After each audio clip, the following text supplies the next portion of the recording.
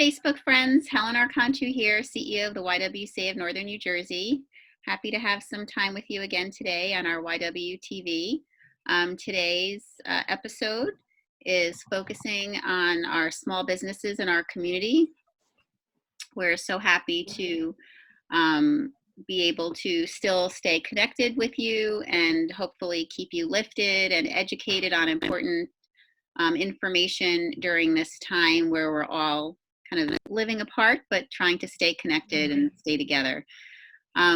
We know that this is a very, very challenging time for everybody.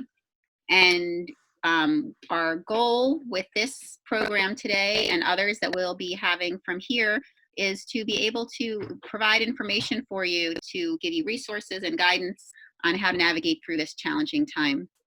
So Tia, let's start with you, and you could tell us a little bit about your story. You're a member of our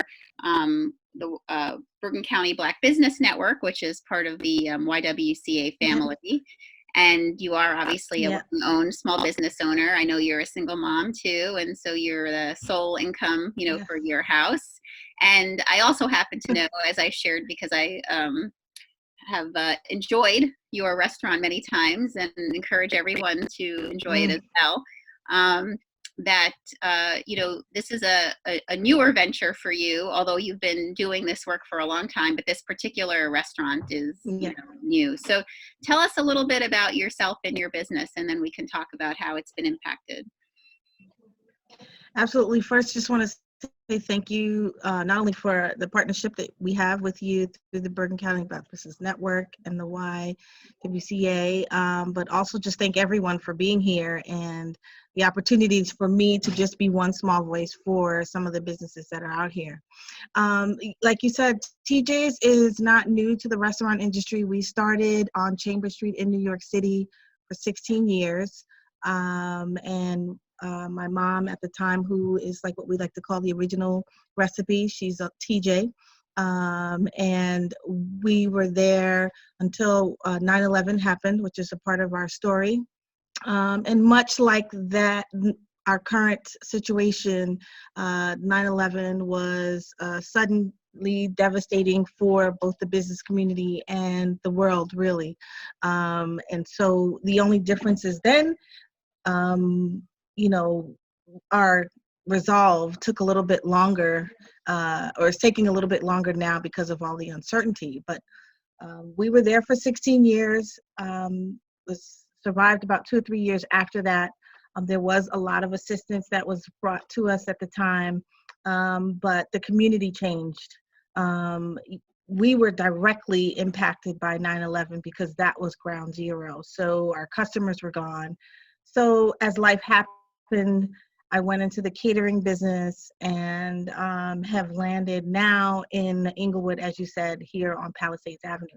And we've only been here a year, and it's been an amazing year. And I think we're coming up on our anniversary this summer. So hopefully it'll time itself right, where we'll be celebrating the post-coronavirus and also a year celebration to being a part of this awesome community. Well, and I, as I said, I've been to your restaurant. There's usually not an empty seat in there, and it's always packed. How did you, kind of transition over the last few weeks, and kind of I guess the in word right now is pivot, right? I mean, how did you pivot your business in the midst of all the information that was coming at us and regulation about how to operate? Yeah, it's been overwhelming. Like you mentioned earlier, on top of being a small business, also being a single mom, and so I have to put on my super cape, both and in the business and out. So I had to do a lot of pivoting and have to figure out, what direction to go in. But as far as the business, I think one of the advantages, there are advantages and disadvantages for me personally, being a small business. I was able to sort of change my platform fairly quickly. We were already sort of in the takeout space. We hadn't really expanded into the other platforms that we do now.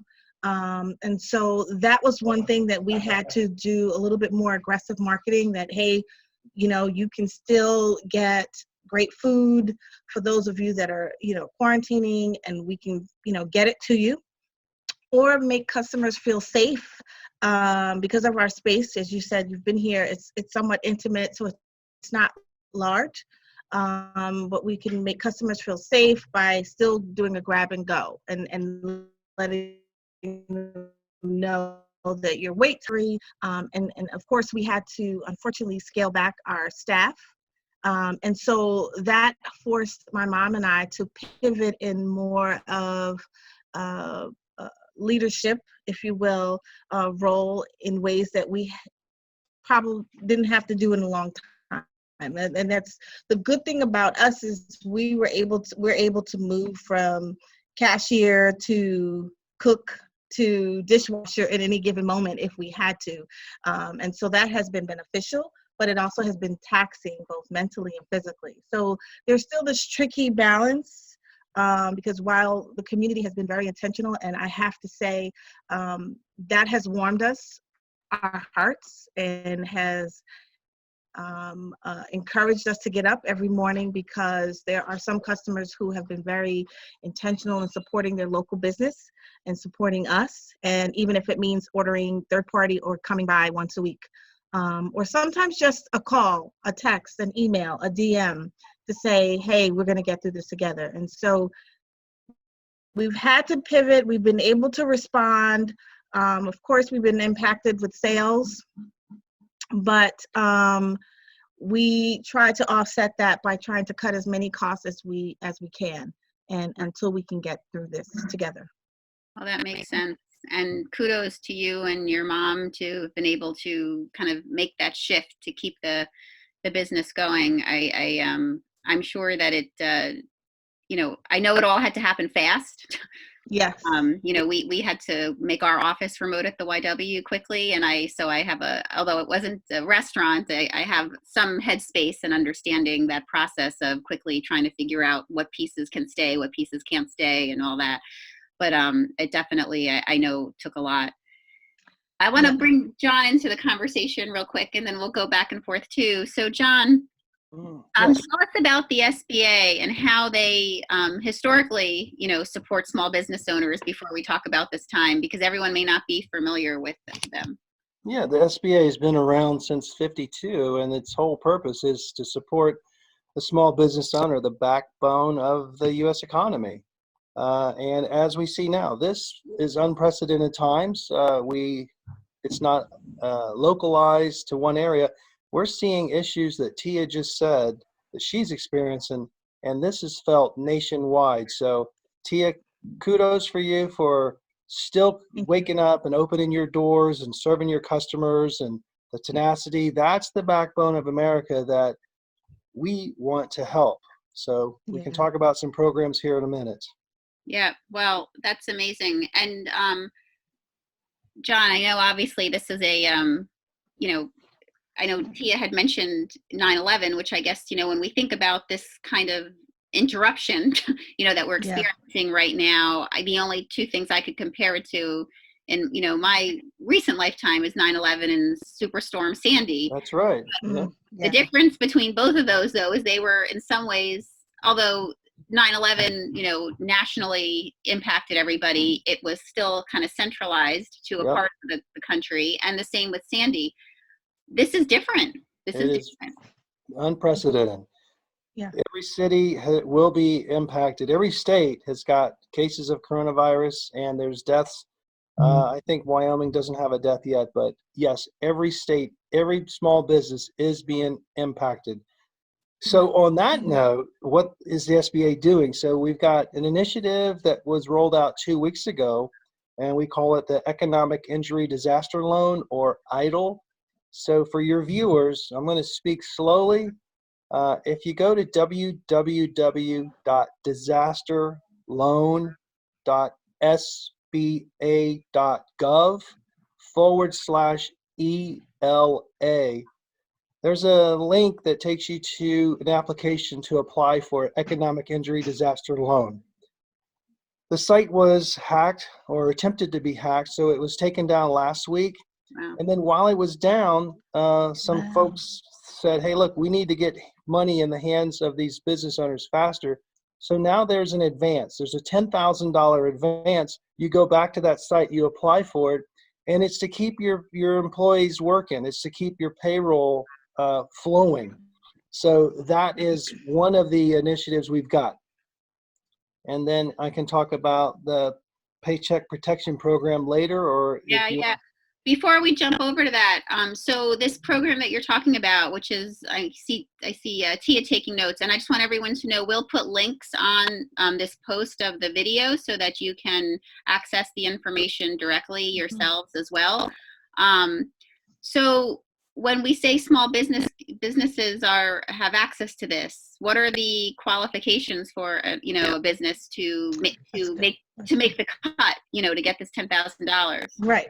Okay, so that's the advance. So you have to have obviously be a small business, and you've got to be economically impacted by this virus. Now, Governor Murphy signed a declaration 2 weeks ago, and that was certified by the SBA administrator, making every business in the state of New Jersey, even some of the private nonprofits, eligible. So if you're a nonprofit, if you're eligible to receive assistance. So like if you're a church and you have a daycare or childcare or nursery associated with it, then that entity of that nonprofit, the private part, would be eligible. So this loan itself, the actual economic injury loan, it's for small businesses, it's up to $2 million, 30 years terms, 12 months deferred, and the interest rate is 3.75%. For the private nonprofits, that interest rate is 2.75%. That's great. That's amazing. That's wonderful information. And Tia, I hope you go file your application. Make sure. Absolutely. And on that note, it's an online application. And yeah. So what is the process? Yeah, tell us.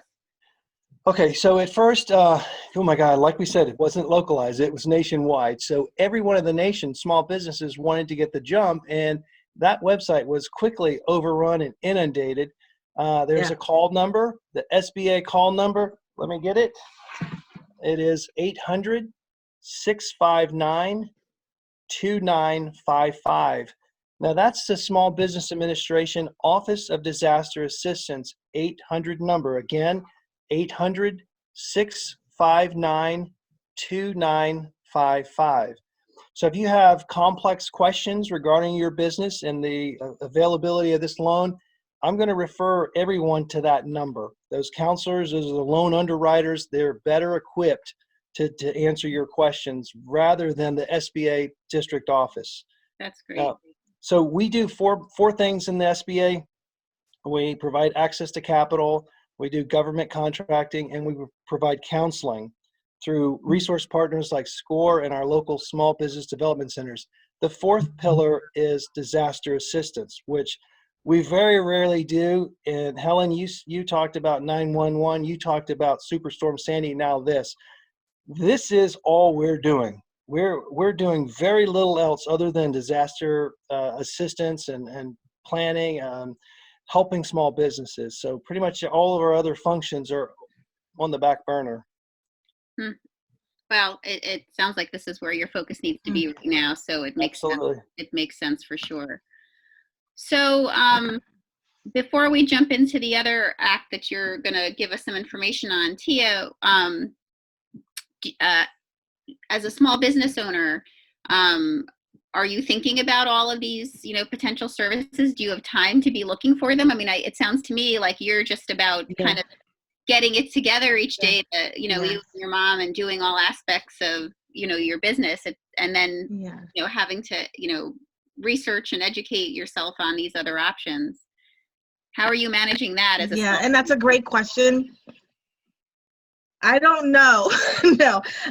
That's a great question, and it's something that someone posed to me the other day, because I do think these are amazing programs, and I think the assistance is, from what John just described, is great. But as you said, having to, again, create a new, another platform for my business.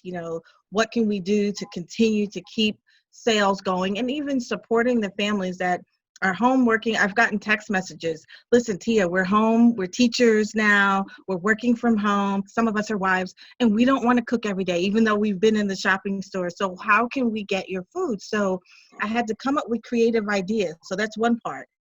Now we have assistance that's available, which is a no-brainer for someone like myself who is not necessarily as liquid as, say, my larger companies who have a little bit more access or faster access to the capital, that will say, Tia, this is something you should do like right now.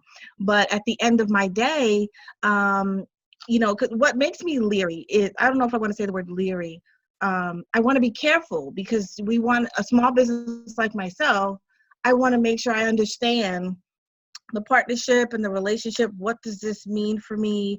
And a lot of the bullet points that John just brought out is great. And so it's not just going online, filling out the application, or at least that's what a small business owner is going to be thinking. The one that's sort of got 10 arms, like, Right. okay, I can't just, it's not just a matter of reading it, signing it, and being done. And so to answer your question, it is on my to-do list. We're closed on Monday. So between now and then, it is a priority for me because if it's available, I need access to it. So,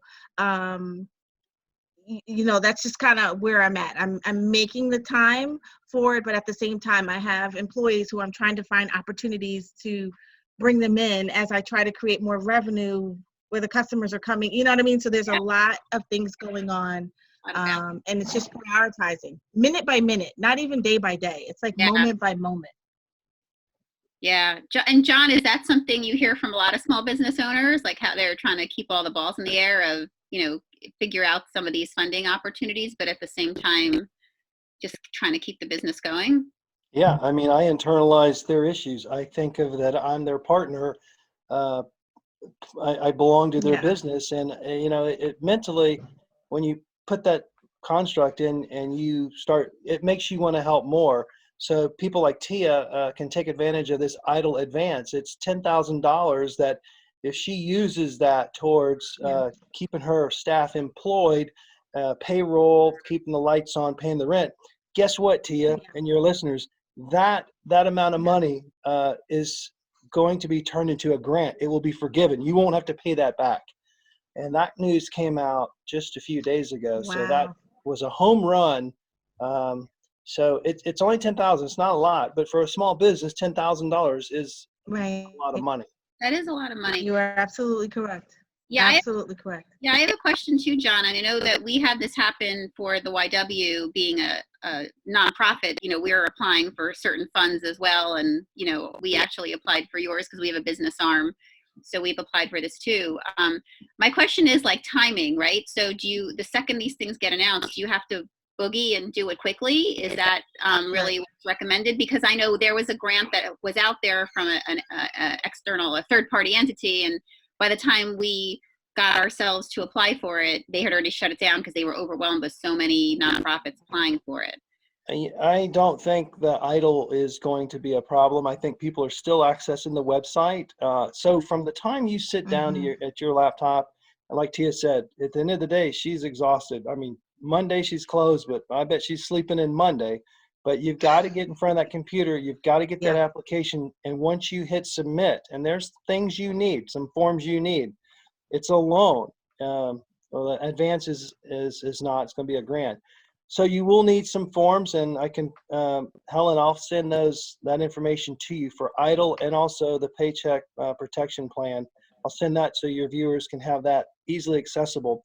But for the EIDL, from the time you hit submit, we were told that it's taken about 21 days to finalize, underwrite that loan and put money into the hands of the small business owner. So we've not yet seen an actual loan that's been dispersed to a small business in Jersey. We're anticipating that happens next week because it'll be about the third week.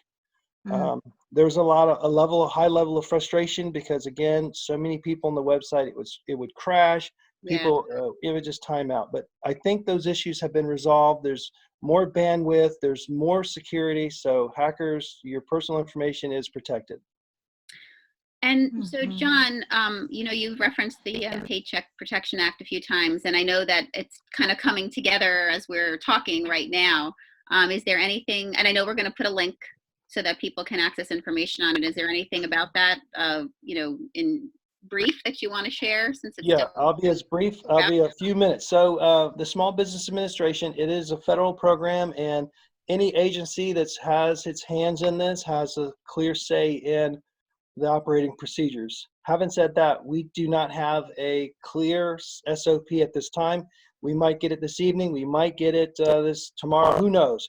So I can tell you that the Paycheck Protection Program, and Helen, I'll send you this. There's a hyperlink. People can go to sba.gov/coronavirus for more information on this program. But this is going to be a game changer. Secretary Mnuchin from the Treasury has announced that banks, effective tomorrow, will be accepting applications for the Paycheck Protection Program. We call it PPP. You should too. So here's real quickly loan terms and conditions. Eligible businesses, all businesses, including nonprofits, vet organizations, tribal concerns, sole proprietors, self-employed individuals, and get this, independent contractors with 500 or fewer employees, they qualify. The maximum loan amount is up to 10 million. There is a formula for that. I don't know what that is. I haven't seen the SOP. I'm just telling you the talking points. Loan forgiveness if proceeds used for payroll costs and other designated business operating expenses in the 8 weeks following the date of the loan origination. So there will be some sort of loan forgiveness if you use the proceeds for payroll costs. Keep your folks employed. So to keep that economic backbone of America alive. Loans under this program, Helen, have the following identical features. Interest rate of 0.05%. That is outstanding. Maturity of 2 years. The first payment is deferred for 6 months. This loan's going to be backed 100% by the SBA. It requires no collateral, no personal guarantees, no borrower or lender fees payable to the SBA. Okay, so how's this going to work? Banks are going to take applications on the sba.gov/coronavirus page. There's going to be a sample application. I highly recommend all your viewers take a look at that so they know exactly what they'll need. I don't have a list of all banks, but any bank that or credit union or any type of financial institution that provides loans is eligible to participate. We're still compiling a list of those that want to participate. There's some that have said they do not, but most of them will. So I don't have the list of who's going to do it, who's participating or who's not. So this is going to be rolled out tomorrow. They will be taking applications. So 2 programs, the economic injury disaster loan and the PPP. That's And great. Helen, I'll send you the links and share with your viewers. Thank you. That's amazing. That's an amazing resource. Did you have a question? So is it just a matter of going to our bank and just once this rolls out I know that we probably can go to the website, but asking them, are they participating in the Paycheck Protection Program? Is that also, or is that something that they are not necessarily equipped to kind of get into the lingo?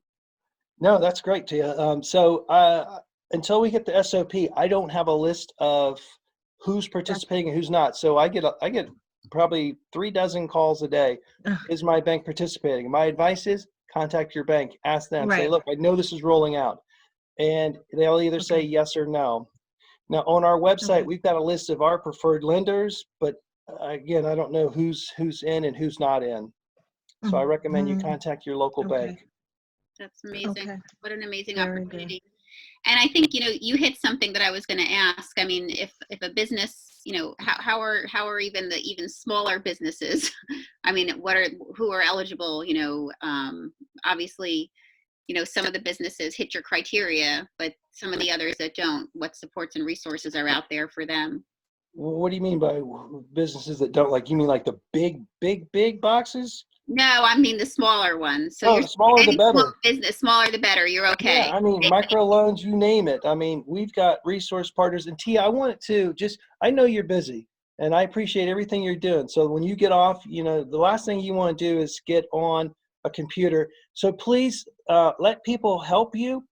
in your neighborhood, near your colleges, universities. We've got resource partners, and they're SCORE counselors, and the small business development centers.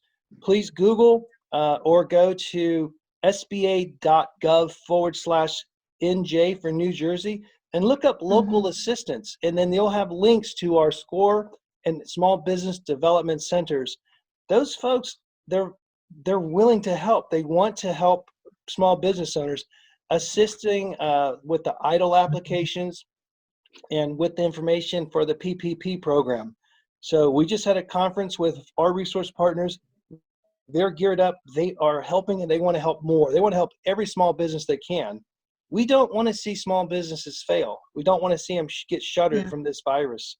And unfortunately, that will happen to some, but we're trying everything we can to stem the tide and keep some of these sandcastles, being washed away.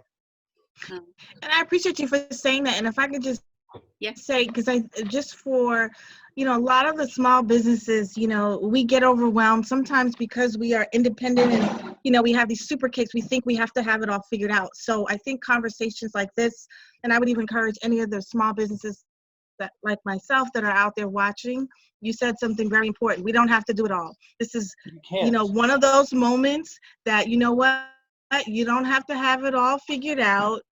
Find a location, find some support. The resources are there for you. And because sometimes we think everything sort of has to be together and we can present it to you. But by the time we get there, we've either missed the opportunity or time has gone so far that, we have, compounded our own disaster where we could have gotten help a little earlier. So I just wanted to kind of highlight what you said, to seek help. It's okay. Give yourself permission, including myself, to not have to do it all in this moment. Yeah, agreed. That's amazing. So Tia, 2 questions for you that come to mind, just because I know we have a lot of other small business owners. And like I said, some of them are like thinking about the microloans. Some of them are really small businesses, and some are businesses that have the bricks and mortar, like you do. What advice or, what thoughts do you have to share with small business owners that are in the midst of trying to figure this out right now? Just to give them some kind of inspiration or kind of concrete advice, what's helped you? That, again, I know it sounds very cliche, but, we are in this together. Really be able to, for me, I am always going to have, and you've known me in a short time, but long enough to know that I'm always going to find a positive spin on it. And sometimes it frustrates my friends a little bit, but it's just who I am. And so I think that has been part of what has strengthened me to look for opportunities. This is a disaster. This has impacted me personally and professionally, and even some of my customers. So I get it. But I think that for small businesses, if we're able to force ourselves on some days to see opportunity, look for the silver lining, we're here.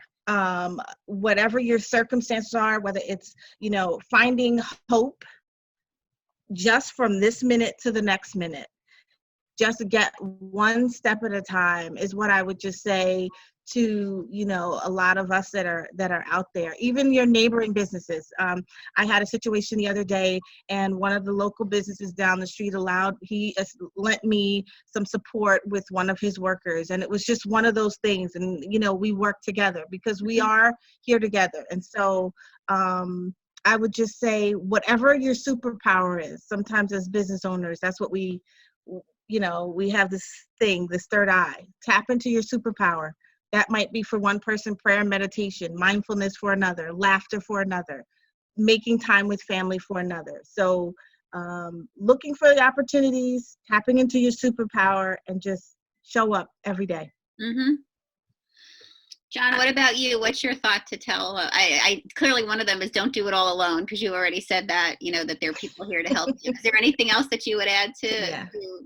No, that's a spirit that is going to help Tia and businesses like her survive. You can just throw your hands up and say, I can't do it, I quit. And you're going to die on the vine. But realize that there's resources, there's people that care, there's agencies that are doing everything they can to provide information for the resources. And if you need help, we've got resource partners that are more than willing to assist. So, yeah, and we don't advertise, and that's part of the problem. We are mostly word of mouth. So our resource partners are available. You don't see us on the news or in the newspapers, or, it's sad, but we're a federal agency, and we are really here to help. And I think the proof's in the pudding. $350 billion for this. That's a lot of money. That's with the B for these loans to get these small businesses back up. So it's amazing. And I'm so grateful that you joined us today. Again, I know how busy you are and all the stuff coming at you right now, but thank you for coming to share this information with our viewers, because I know that it's going to be utilized and the way that you shared it, and, in such a, thoughtful and, caring way that, they can go on, that it's absolutely hard, but that they can go through this. And Tia, I'm so grateful you shared your experience of making it through 9/11, and how you went through that, because I think that, those are the kind of stories that will help people. Folks, thank you for having us. we will make sure, everyone, that we have links here so that you know how to get all the information from the SBA that John has shared with us. And Tia, tell us again where your business is. I am located in Englewood, New Jersey, 58 West Palisades Avenue. And if I may, I would just like to encourage everyone to even check our website, because we're going to be doing some things, and we're partnering with some other people to help some of our frontliners, even some of our first responders. We're, again, one of those things where we're trying to develop them as we go. To offer, whether it's free coffee, whether it's taking food to the hospital. So our website and our Instagram will be the place for people to find out about that. Well, that's amazing. So, folks, you can get yourself and your family a great meal by going to Tia's website and seeing their menu. But it sounds like you'll also be able to support our community that's out there on the front lines every day, keeping us with, healthcare and food and all those things, by connecting with her as well. So thank you, Tia. And for the rest of you, you're obviously you're watching this on Friday, so we wish you I know Friday and Saturday and Sunday and Monday all seem the same a little bit right now with the way that life is in front of us, but we hope that you enjoy the time and hopefully disconnect a little from homeschooling and disconnect a little bit from work, and get to focus on some other things that restore you and build you up. Again, as I keep saying, you need to mind your mind during this time. Tune in when you feel like you can, and tune out when you need to, because it's a lot to process right now, for sure. And join us next week. We have another 4 great programs starting on Tuesday. We have a presentation with part of our one of our Healing Space talented team members. Summer will be joining us to work us through some Reiki energy workshop online to, again, help lift you. On Wednesday, we'll be talking about raising race-conscious children with Sachi Ferris, and that's something I think that's especially important to be talking about right now, when there is a lot of negative and racist comments being made in relation to the virus. This is not a time for us to divide. This is definitely a time for us to come together and be supportive. So we look forward to talking with Sachi. On Thursday, we'll have another episode that focuses on children and family programming, because I know all the parents at home are like me, and once again, grateful that those little people didn't come and show up in the middle of my video, as they sometimes do. But having time and giving parents ideas and ways to manage the stress and keep them engaged. And on Friday, we'll be doing another small business focus like we did this week with Tia. And if there's any new information that John has to share with us, we'll also, whether he joins us again or whether he shares it with us and we share it with you, we'll make sure that we're continually being a location for all of our small business owners that are connected to the YWCA through our Women's Empowerment Network to, be a source of information so that you can keep strong and go forward. So thanks, YWCA Facebook friends, and stay connected to us, and we will see you again soon. Be well. Bye-bye.